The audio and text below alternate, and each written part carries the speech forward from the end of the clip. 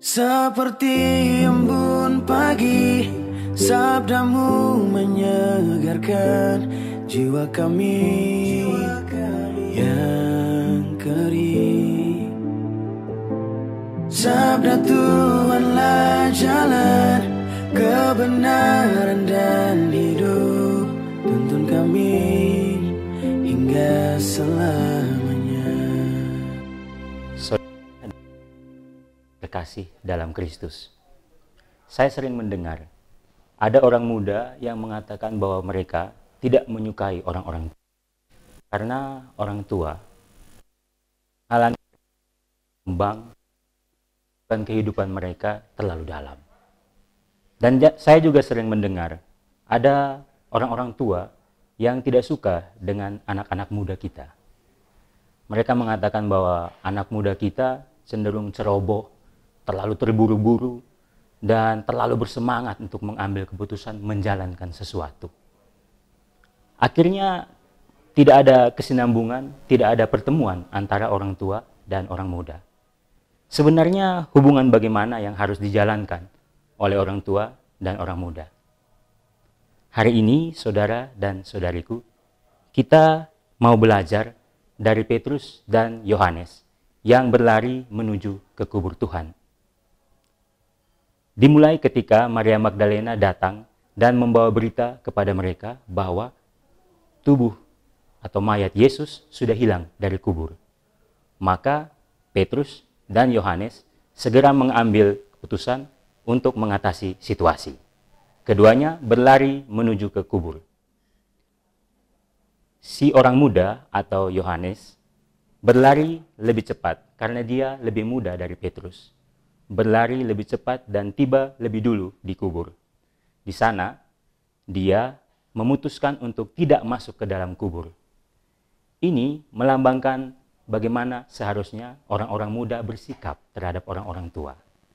Mereka menyadari seharusnya mereka bersikap seperti itu, seperti Yohanes. Bagaimana mereka lebih cepat untuk mengerti beberapa hal. Mereka bersemangat untuk memulai sesuatu. Tapi mereka memutuskan untuk menunggu orang tua datang dulu. Kemudian, ketika berlari juga, kita melihat bagaimana Petrus, karena dia lebih tua, maka dia berlari lebih lambat daripada Yohanes. Dan dia tiba terlambat di kubur Yesus.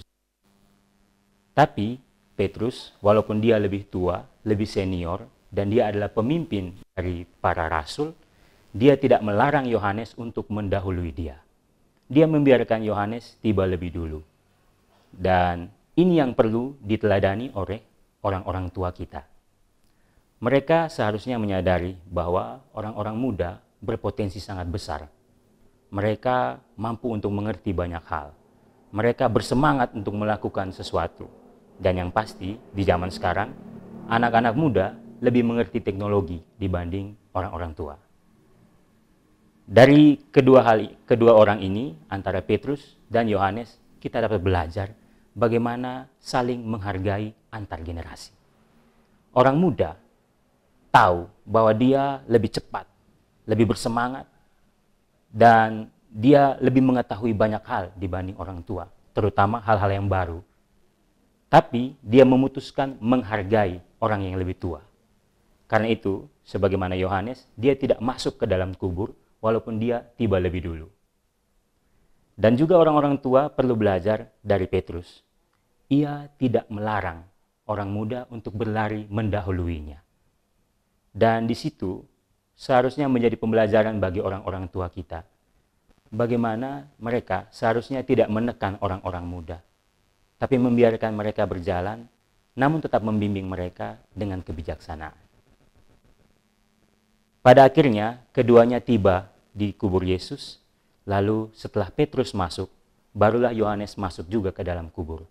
Dan pada akhirnya, mereka berdua sama-sama mengerti arti kitab suci, sama-sama mengerti sabda yang dikatakan Tuhan selama ini.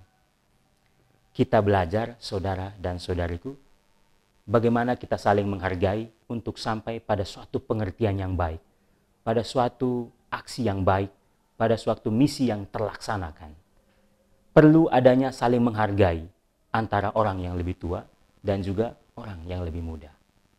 Walaupun orang muda bersemangat, mampu melakukan segala sesuatu, lebih kuat, lebih mengerti teknologi dan lain sebagainya, tapi mereka perlu mendengarkan orang yang lebih tua, orang yang lebih berpengalaman. Demikian juga dengan orang-orang tua. Walaupun mereka sudah menjalani kehidupan secara lebih lama, mereka punya lebih banyak pengalaman dibanding orang-orang muda, tapi mereka mengerti keterbatasan fisik mereka dan membiarkan orang muda untuk melakukan banyak hal sambil tetap membimbing mereka. Membiarkan orang-orang muda berkarya dan beraksi adalah suatu tindakan yang sangat bijaksana dari orang-orang tua. Pada akhirnya keduanya dapat saling berpaut dan dapat saling mengerti. Karena dengan itu maka kita akan sampai pada suatu perkembangan yang baik, pengembangan iman yang baik. Dan pada akhirnya kita semua dapat mendalami arti dari Paskah itu sendiri. Kita belajar mewarnai Paskah kali ini dengan semangat saling menghargai. Kita tinggalkan segala ego dalam diri kita, ego sebagai orang muda yang ingin maju dengan cepat, dan juga ego sebagai orang tua yang mengerti banyak hal, yang merasa bahwa dia sudah lebih bijaksana dari orang-orang muda. Kita tinggalkan ego itu dan kita saling menghargai. Orang muda menghargai orang tua, orang tua juga menghargai orang muda. Dengan demikian kita akan mengerti arti Paskah yang sesungguhnya dan kita dapat memajukan iman dalam kehidupan kita sehari-hari. Selamat merayakan Paskah. Tuhan memberkati kita sekalian. Seperti embun pagi, sabdamu menyegarkan jiwa kami.